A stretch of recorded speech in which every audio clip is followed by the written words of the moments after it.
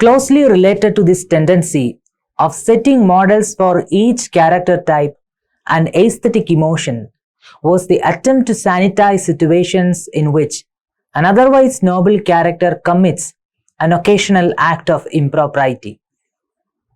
This particular method was employed when the creative writers were retelling an already existing story. It is important to note here that this act of editing was often implemented on the ground that any violation of the existing moral and social order will result in rasabhasa or the semblance of rasa. Rasabhasa is that situation wherein a particular rasa, despite the presence of all the components congenial for its production, fails to come into being because the emotion is presented in an indecorous manner or is directed towards an improper object.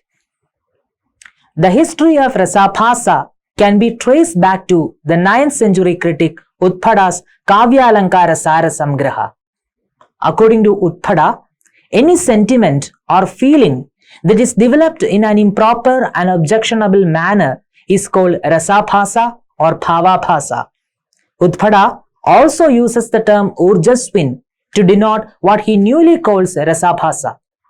According to Utpada, urjasvin is the composition of sentiments or rasas and feelings or bhavas wherein an action transgresses propriety because of anger, desire and so on.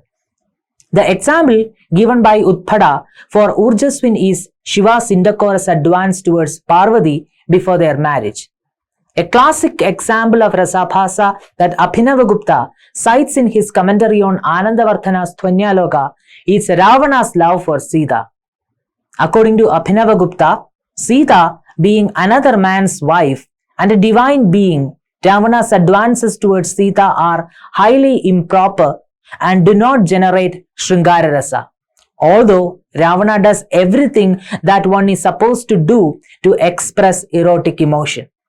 Abhinavagupta says, rasa appears when a stable state of mind or chitta vritti that is constantly directed against a proper object is aesthetically relished.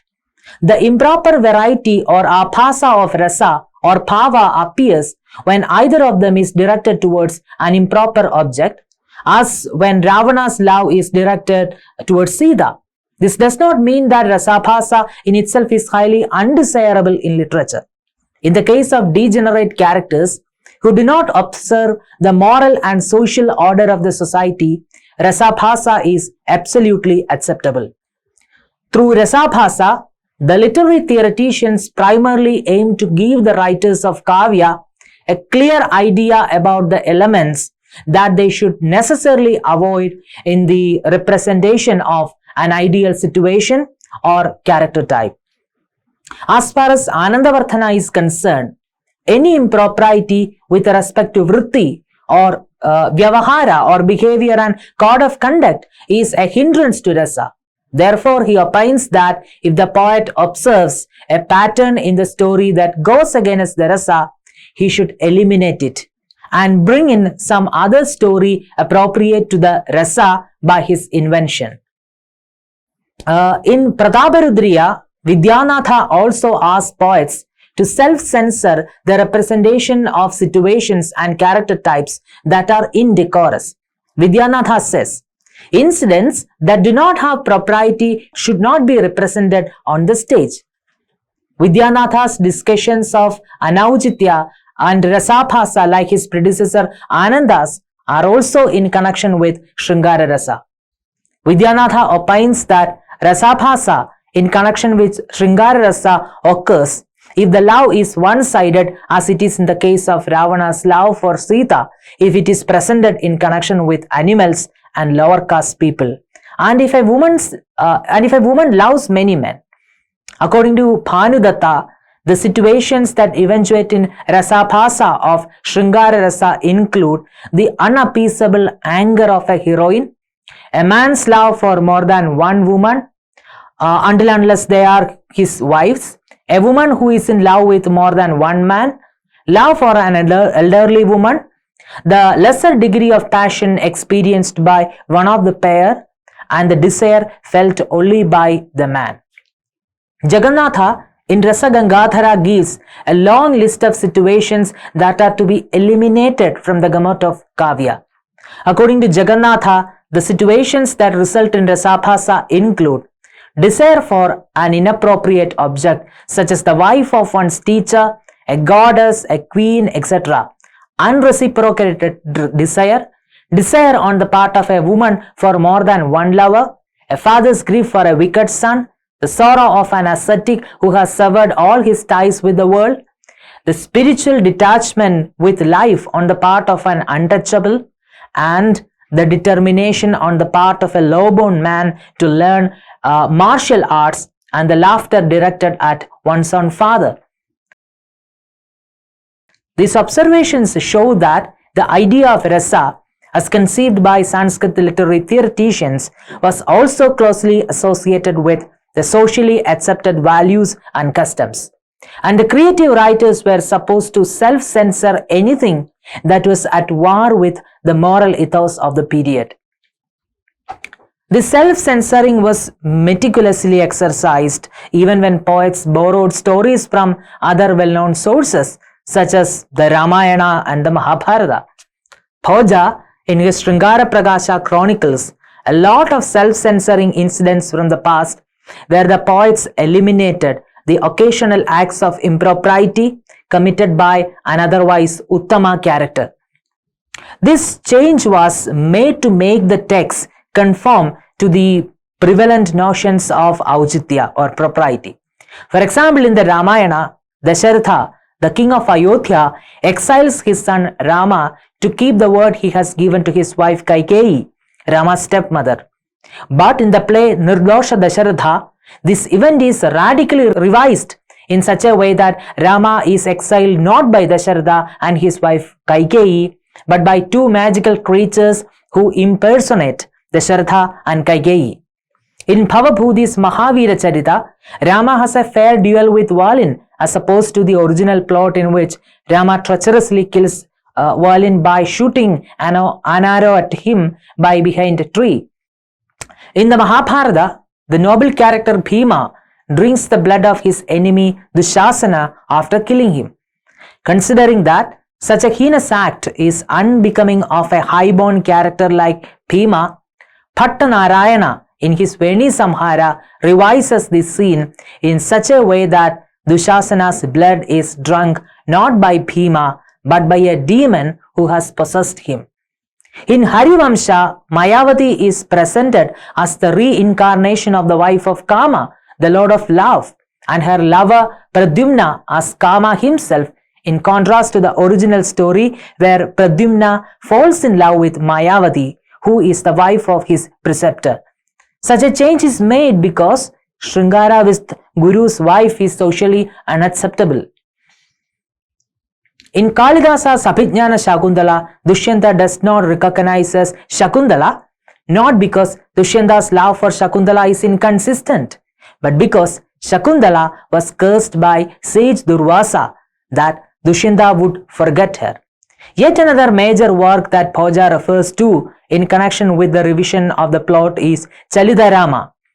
Chalitarama portrays Rama's return to Ayodhya after his victory over Ravana and recovery of his wife Sita. But in this version of Rama's story, Rama spurns Sita because he was deceived by a posse of his surviving enemies led by a demon named Lavana. In Mayura Raja's Tavasavatsa Raja, which is an emendation of Phasa Swapnavasavadatta, the minister lies to King Udayana that Queen Vasavadatta perished in the fire. This is not to conduct the marriage between Udayana and Padmavati, but to save the king who is enamored by Vasavadatta to the point of neglecting his kingly duties.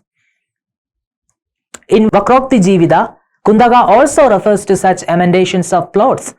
In the Ramayana, Rama's younger brother Lakshmana goes in search of Rama upon hearing the cry of Rama who has gone to catch the golden deer. But in the drama Udatta Raghava by Mayura Raja, the plot is rewritten in such a way that it is Rama who goes to rescue Lakshmana Such a revision of the plot was justified on the ground that it is highly improper for a man of great prowess and courage like Rama to be rescued by his younger brother Lakshmana. This effort to censor elements which are against the interests of the existing notions of propriety was applicable not only to the representation of character types and situations, but also to the very diction of kavya. Literary theoreticians starting from Bhamaha instruct the authors to avoid terms that are considered taboo. According to Bhamaha, writers should always stay away from such faults as Shrudidushta, or the poetic fault of using words that are offensive to the ear, Arthadushta, or the improper or objectionable meaning, and Kalpanadushta, or the objectionable construction wherein joining of words give rise to an objectionable sense.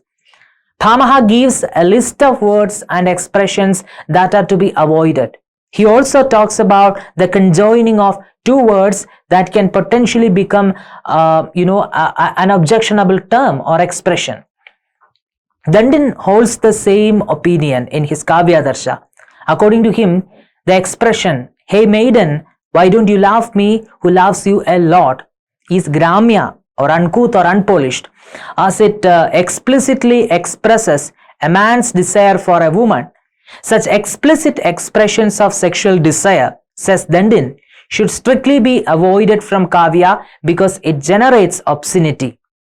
Dandin is also against any explicit representation of sambhoga sringara or love in union and the employment of taboo terms referring to love making. Like Bhamaha, Dandin points out that a poet should always be careful about the conjoining of words in a sentence so that it does not generate any obscene denotation or double meaning. He cites a few examples in this respect. For example, when we separately speak out each word in the sentence, Ya Bhavataha Priya, the sentence means whoever is the beloved of the Lord. But when we conjoin these words and speak rapidly, they undergo elision, meaning the beloved of the one who is overtly interested in love making. According to Dandin, instances of obscenity such as these are always against the interest of propriety, and hence they should be summarily removed from literature.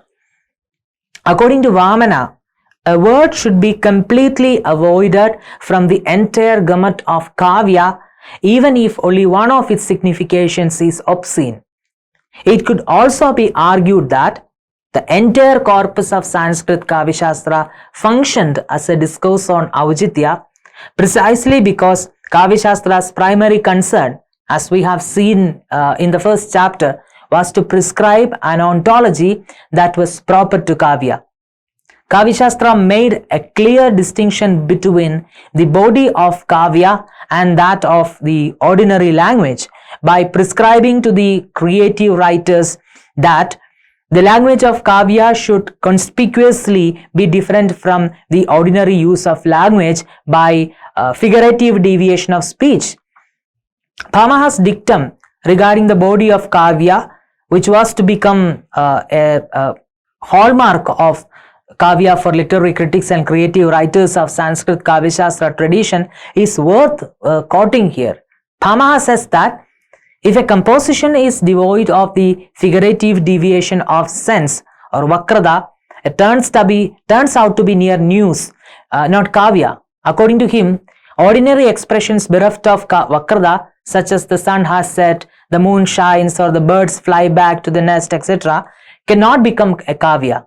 It is mere news or varta. This habit of producing kavya, conspicuously different from the ordinary form of speech, permanently conditioned not only the ontology of kavya, but also the very expectation of readers about the form of kavya. The above mentioned examples are more in keeping with classical Western or Greek notions of decorum, but in its insistence on the social acceptability of certain words or acts represented by those words, Aucitya also became a literary index of socially acceptable behavior. This implied the careful avoidance of the vulgar and uncouth for the readers of Sanskrit Kavya. It is important to bear in mind that the readers of Sanskrit Kavya always constituted a niche audience. In other words, Sanskrit Kavya did not reach out to mass audience. The readers it originally aimed to address were by and large an upper caste audience, since Sanskritic education was always a prerogative of this class. Here, as Leinhardt rightly points out, we should not fall into the common error of thinking that Kavya was the province solely of the rich and the socially privileged. On the contrary, it was a matter that concerned everyone with education, and its communicative and artistic aspects were directed precisely at these people. Kavya could also be enjoyed by the poor but educated and well-read Brahmin. Abhinavagupta's comment about a Sahridaya bears testimony to it. According to him, the reader that a Kavya envisages is one who has his heart polished by the constant study and practice of poetry. This shows that the reader of Sanskrit Kavya is invariably the nobility of the society.